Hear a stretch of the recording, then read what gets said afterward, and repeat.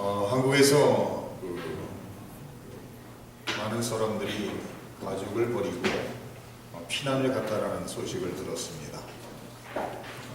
수십 명이 아시아 있는 다른 나라로 아니면 미국으로 다양한 나라로 11월 달부터 시작해서 12월 초까지 자기의 사랑하는 가족을 다 버리고 다른 나라로 피난 갔다라고 말을 하고 있습니다.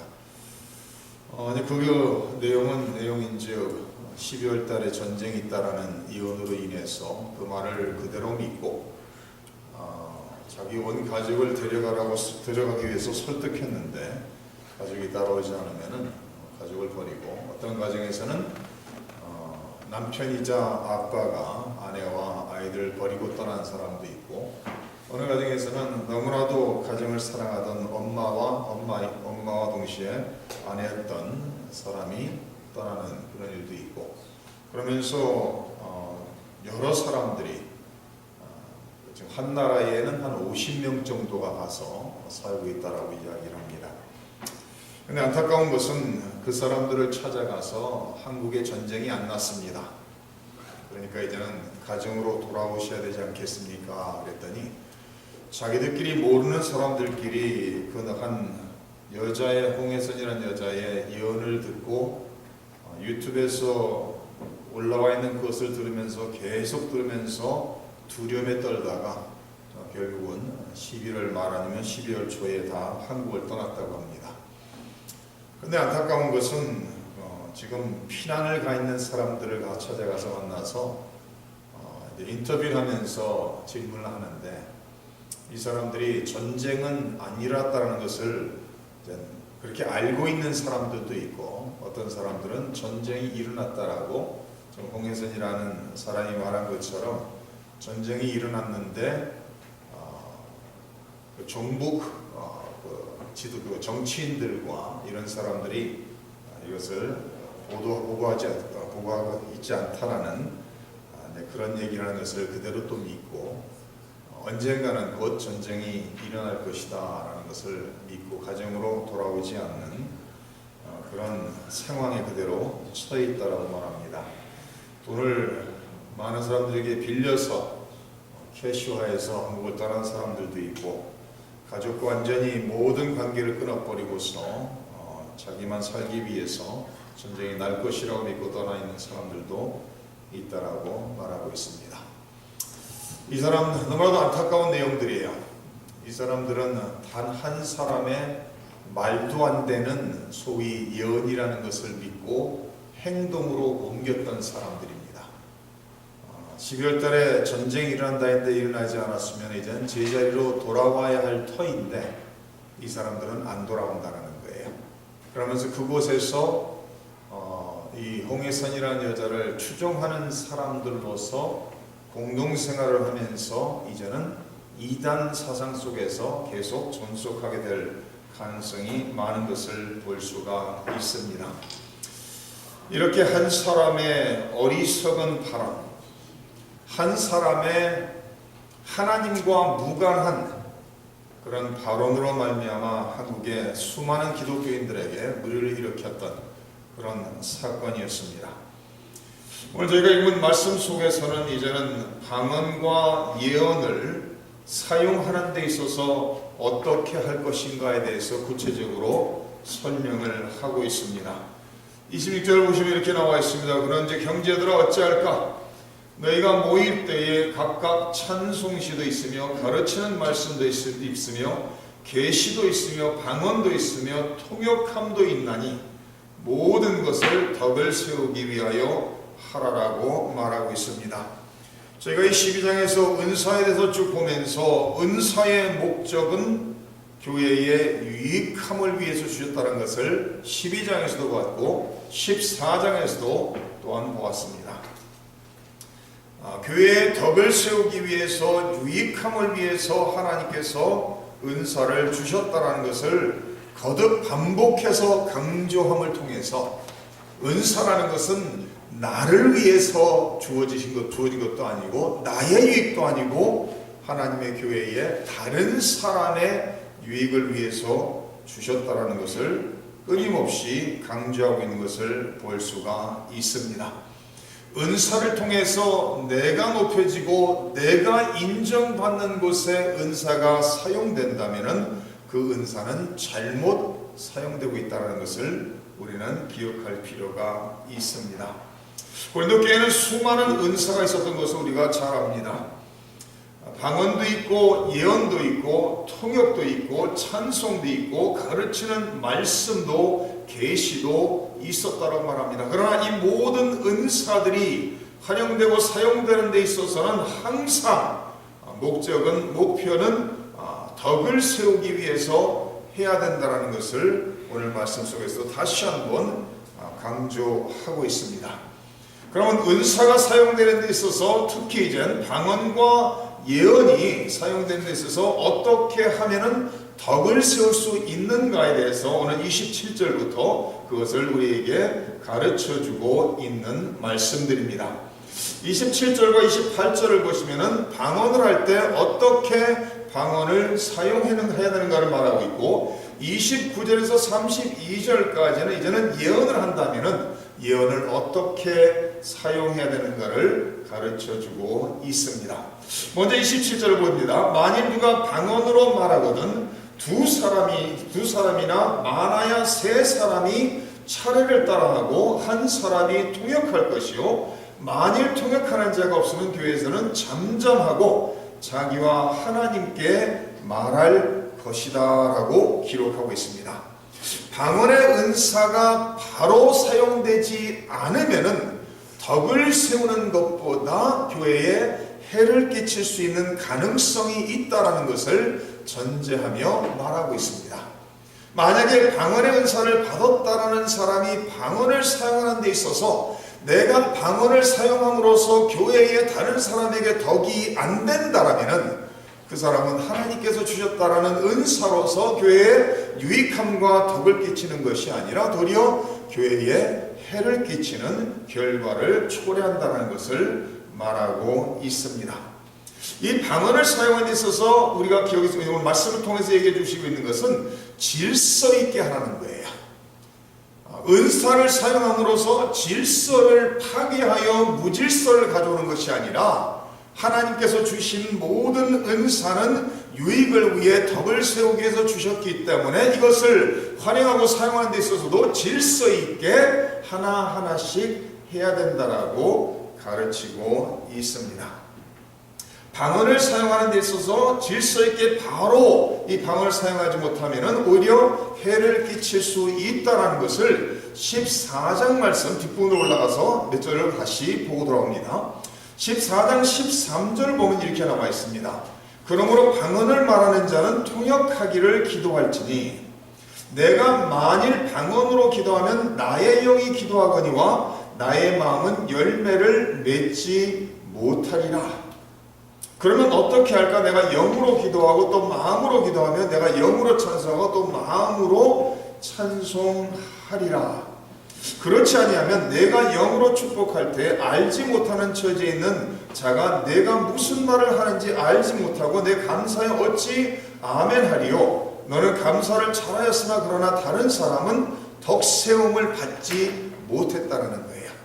그러니까 공적인 함께 모여 예배드리는 공적인 모임 장소에서 만약에 나에게 방언의 은사가 있다 해서 방언을 했는데 근데 이 방언에 만약에 통역이 없다면 어떻게 덕이 되냐라는 거예요.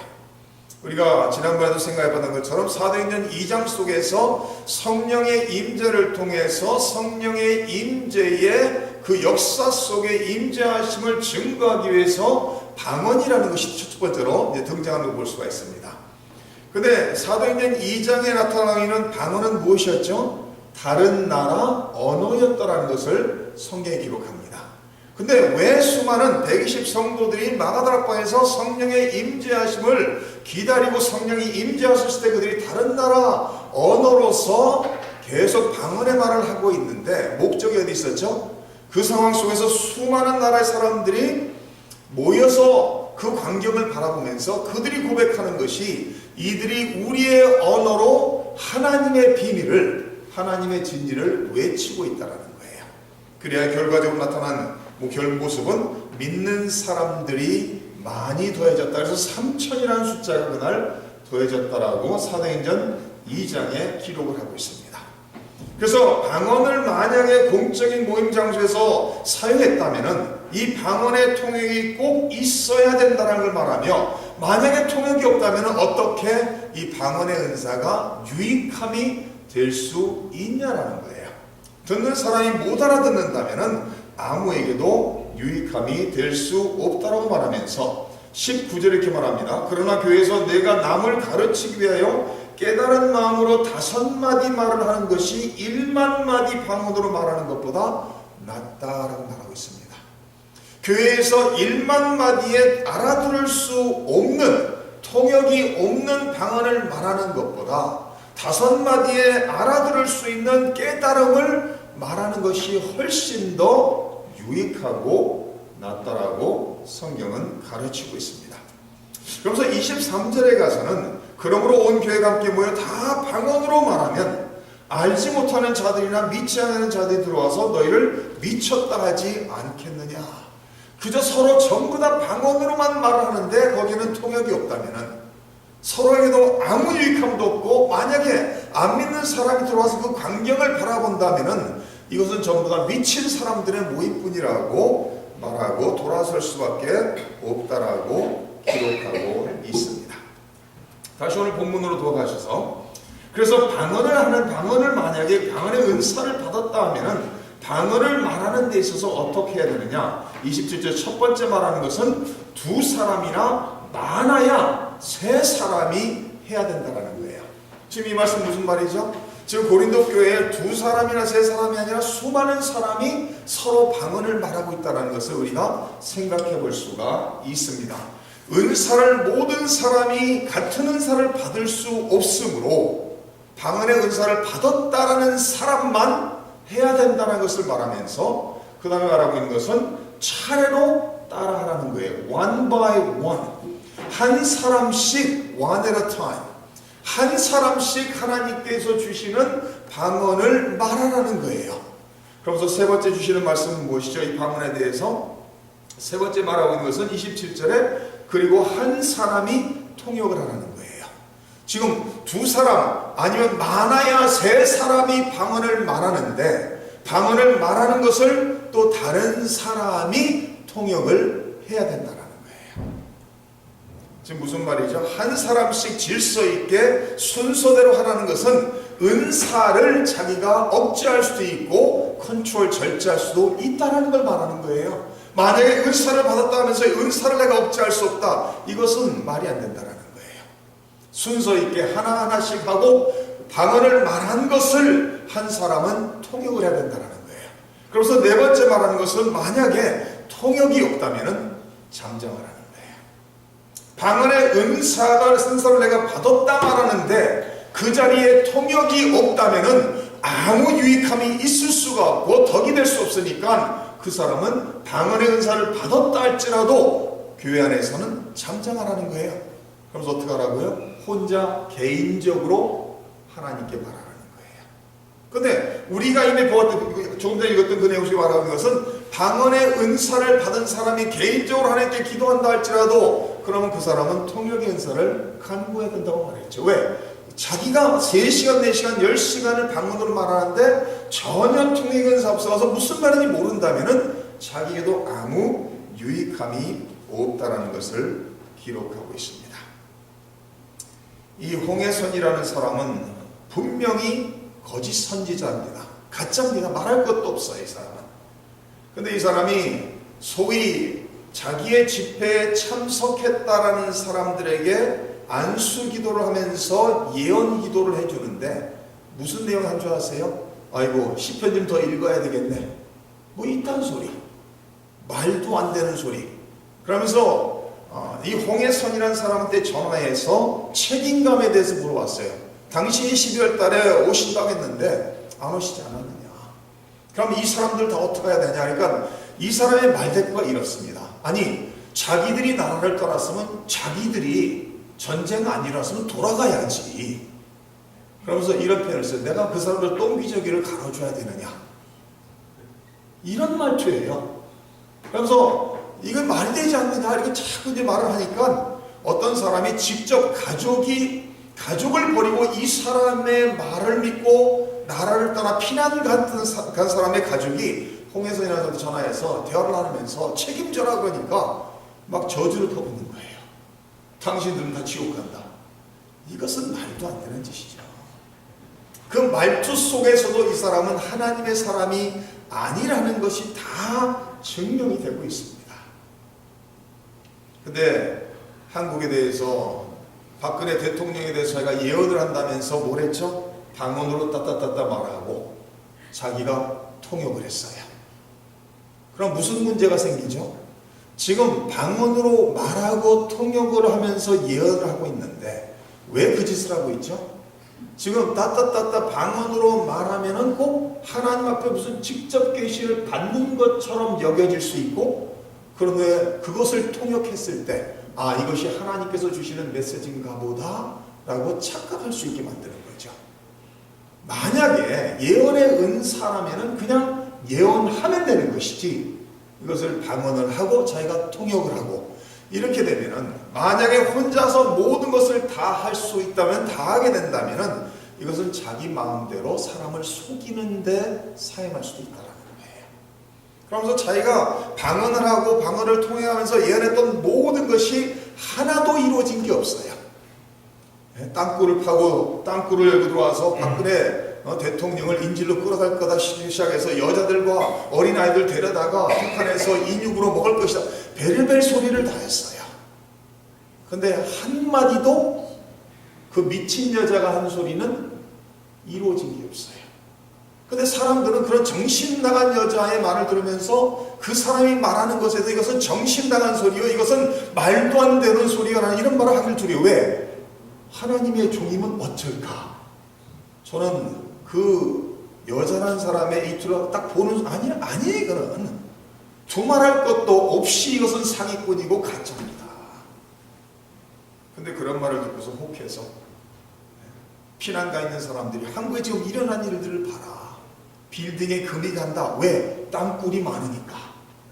이렇게 나가는 거예요. 왜 옥상에서 불이 납니까? 이게 이러면서 전부 다 그 사람의 한숨에만 연결을 시키면서 코에 걸면 코걸이, 귀에 걸면 귀걸이 식으로 만들어 엮어보고 있어요, 사람들이. 어리석은 사람들이죠. 근데요, 왜 이런 말도 안 되는 소리에 속는가? 지금 예언에 대해서 먼저 보기로 합니다. 29절입니다. 예언하는 자는 둘이나 셋이나 말하고, 예언하는 것도 여러 사람이 무질서하게 하는 게 아니라는 거예요. 한 사람 한 사람 질서 있게 순서대로 예언을 말하고, 그 다음에 29절의 하반절이 너무나도 중요한 내용입니다. 한번 보세요. 둘이나 셋이나 말하고 다른 이들은 뭘 하라고요? 분별하라는 거예요. 지금 그 사람이 예언하는 말이 하나님의 말씀에 입각하여 올바른 말인가를 분별하라는 거예요. 방언을 하고 방언이 통역됐다 할지라도 그것이 하나님의 말씀 성경에 입각하여 올바른 말인가를 나머지 사람들은 분별하라는 게 통찰력을 가지고서, 누가 말한다 해서 이것을 무조건 하나님 이렇게 가지 말고 한 군데 찾아봅니다. 사도행전 17장 말씀입니다.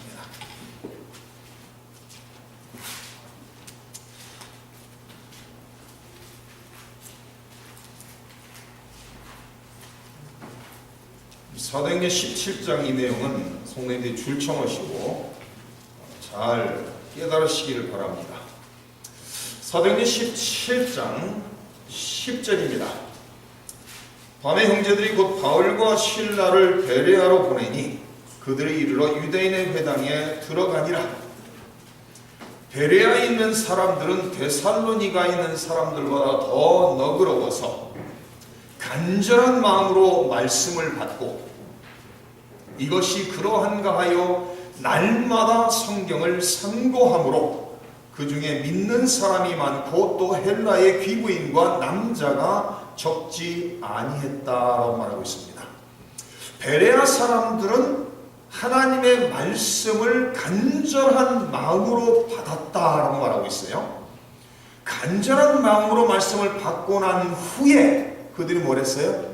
그러한가 하여 뭐랬다고요? 날마다 하나님의 말씀을 상고했다라고 기록하고 있습니다. 그럼 여기에 11절에 나와 있는 베레아 성도들이 간절한 말씀으로 듣고 집에서 그러한가 하나님의 말씀을 상고한 그 말씀을 선포한 사람이 누구예요? 한국말 번역에는 누구라는 게 안 나와 있어요. 그러나 영어로는 바울이라고 나와 있어요. 바울이 데살로니가에서 떠나서 베레아에 도착해서 베레아 성도들에게 하나님의 말씀을 복음을 선포했고, 그랬을 때 베레아 성도들은 이 말씀을 간절한 마음으로 듣고 그런 후에 이 말씀이 그러한가 하여 하나님의 말씀을 상고했다라는 거예요. 그 결과 나타나는 현상이 뭐죠? 그 중에 믿는 사람이 많았다라는 결과입니다. 다시 말해서 바울이 선포한 그 메시지는 하나님의 메시지였고, 바울이 선포한 복음의 말씀은 하나님의 말씀에 입각하여 일치하는 내용이었다는 거예요. 그러면은 성경을 가장 많이 기록한 저자인 바울, 역사 속에서 가장 성경적으로 박식하고 하나님의 종으로 가장 크게 쓰임받은 사람 중에 한 사람인 바울의 말씀을 들었을 때 성도들이 그러한가 성경을 상고했다라면 두말할 것도 없죠. 제가 하는 모든 말씀의 선포도 성도님들은 집에서 말씀을 통하여 그러한가 상고할 필요가 있는 것입니다. 그리고 그 말씀을 성경에다 올려놨을 때 하나님 말씀과 일치되고 말씀 속에 스며들면은 그것을 아멘으로 받아들이고 그걸 통해 믿음이 자라고 더욱더 확고한 신앙으로 서야 된다는 거예요. 그러나 예수라고 외치는 사람이 21세기에 나타나서 아무리 신비스럽고 그럴 만한 말을 많이 한다 할지라도 그것을 말씀에 올려놨을 때 말씀과 일치하지 않는다 그러면 받아서는 안 된다는 거예요. 왜? 그것은 하나님의 말씀이 아니기 때문에 그렇습니다. 근데 제가 종종 말씀드리지만 안타까운 것은 21세기의 성도들 중에서, 성도님들 중에서 하나님의 말씀으로 충만한 성도님들이 많지 않다라는 것이 안타까운 현실이라는 거예요. 골로새서 3장입니다.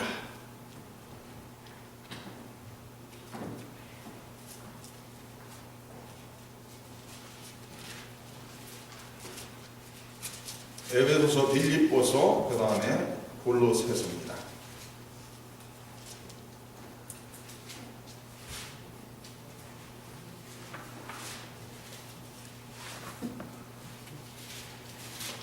골로새서 3장 15절 말씀입니다. 그리스도의 평강이, 제성경 327페이지입니다.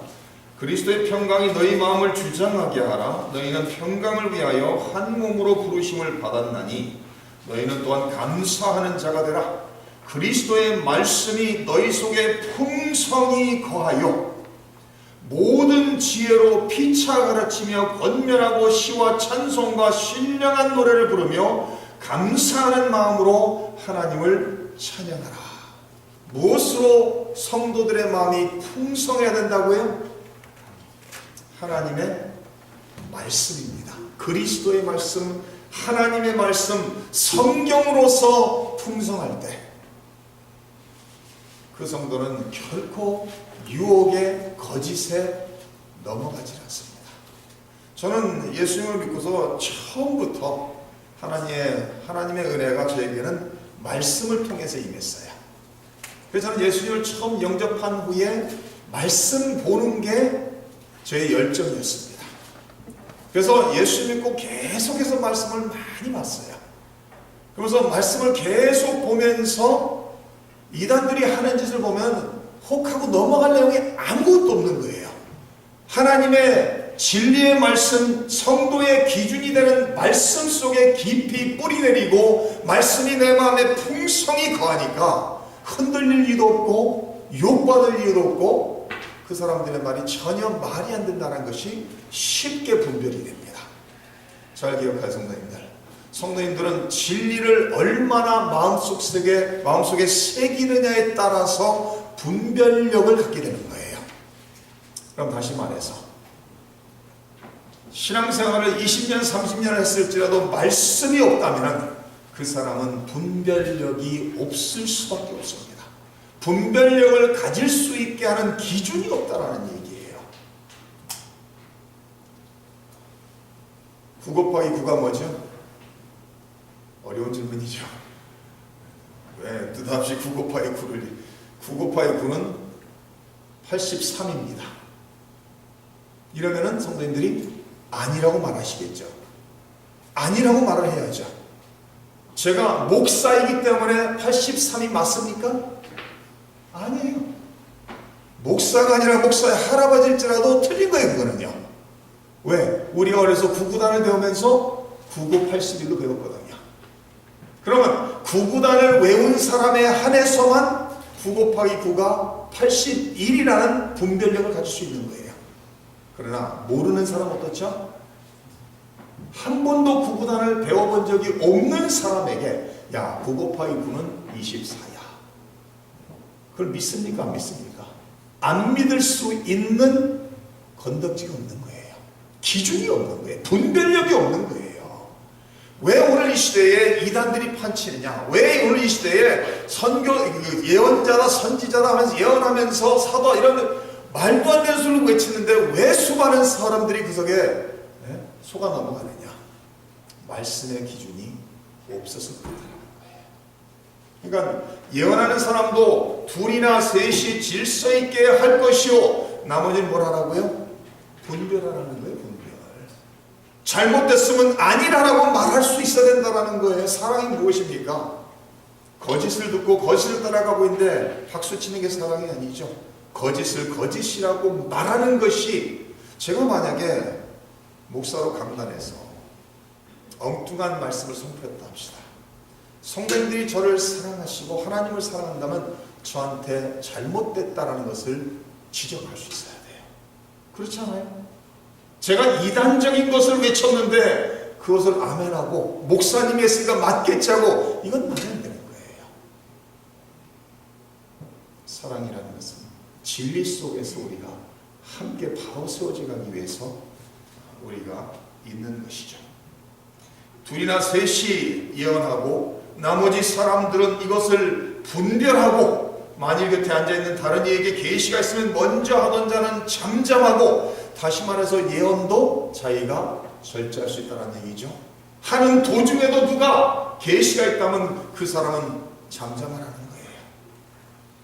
그러면서 31절에 말합니다. 너희는 다 모든 사람으로 배우게 하고 모든 사람으로 권면을 받게 하기 위하여 하나씩 하나씩 예언할 수 있느니라.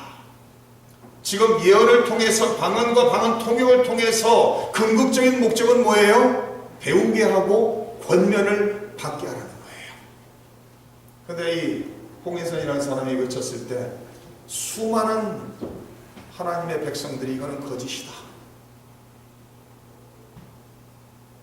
그 사람의 외침이 모든 사람을 배우게 하거나 권면을 주는 내용이 아니었어요. 그런데도 수많은 사람들이 속아나고 왔습니다.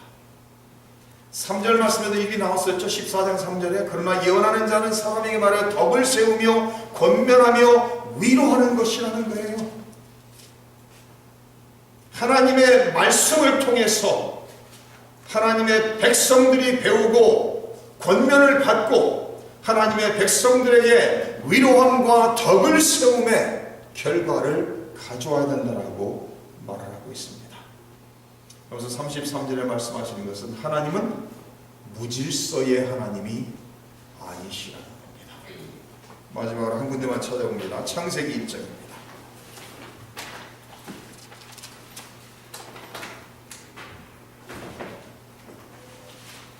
창세기 1장을 보시면 이렇게 창조 때 이런 말씀이 기록되고 있습니다. 태초에 하나님이 천지를 창조하시니라. 땅이 혼돈하고 공허하며 흑암이 깊음 위에 있고 하나님의 영은 수면 위에 운행하시니라. 하나님이 이르시되 빛이 있으라 하시니 빛이 있었다라고 기록하고 있습니다. 하나님이 창조를 시작하는 그 상황 속에서 땅이 혼돈하고 공허하며 흑암이 깊음 위에 있었다. 그런데 하나님께서 뭐라고 하시죠? 빛이 있어라고 시작합니다. 지금 혼돈과 공허와 흑암을 하나님께서 빛으로 밝히시면서 질서를 가져오시고 있는 거예요. 우리 하나님은 평강의 화평의 하나님이라고 오늘 33절에 기록하고 있습니다. 우리 하나님은 질서의 하나님이라고 기록하고 있습니다. 우리 하나님은 질서를 파괴하시고 화평을 파괴하시는 하나님이 아니라 하나님은 하나님과 관계가 나누어졌던 깨졌던 사람들을 하나님의 은혜 가운데 회복시키시며 사람들 사이의 관계가 깨어졌던 것을 하나님께서는 성령의 능력으로 회복시키시는 그 사역을 하시는 하나님입니다. 그러나 이단들이 하는 짓은 뭐죠? 이단들이 하는 짓은 화목했던 것을 깨놓는 짓을 하는 거예요. 가정을 갈라놓고 성도 사이를 갈라놓고 이것은 사탄의 마귀의 역사인 거예요. 하나님의 역사는 우리가 다른 것이 많을지라도 그리스도 안에서 그리스도의 피로서 그리스도의 몸의 지체들이 됐으니까 우리는 한 몸이요 한 가족이요 우리는 서로를 사랑으로서 우리에게 주어진 은사들을 가지고 서로 섬김으로써 덕을 세우며 하나님의 영광을 위해서 함께 연합해 가기 위해서 함께 그리스도의 형상을 닮아가기 위해서 부르심을 받은 사람이라고 성경은 기록하고 있습니다. 사랑하는 성도님들, 분별하실 수 있는 능력이 있으시기 바랍니다. 무슨 말을 듣든지 무슨 신유를 본다 할지라도 분별력을 가질 수 있는, 근데 분별력은 말씀 속에 깊이 들어가면 들어갈수록 분별력이 더 확실하게 온다는 것을 기억하세요. 그래서 제가 우리 1년의 성도님들의 목표 중에 하나가 뭐죠? 1년의 일독입니다. 하루에 성경 10분에서 15분 읽기, 하루에 10분 기도하기, 날마다 계속해서 10분 기도하고 10분 성경 읽으시면요, 우리 성도님들은 한 6, 7년만 지나면 분별력을 가진 성도님들이 되실 것입니다. 제가 볼 때 성경 한 7, 8동만 하고 나면은 절대 말이 안 되는 예언이다 어쩌다 이런 소리에 혹하고 넘어가지 않습니다. 사랑하는 성도님들, 하나님의 말씀이 성도님들의 마음에 풍성하기를 주님의 이름으로 축원합니다.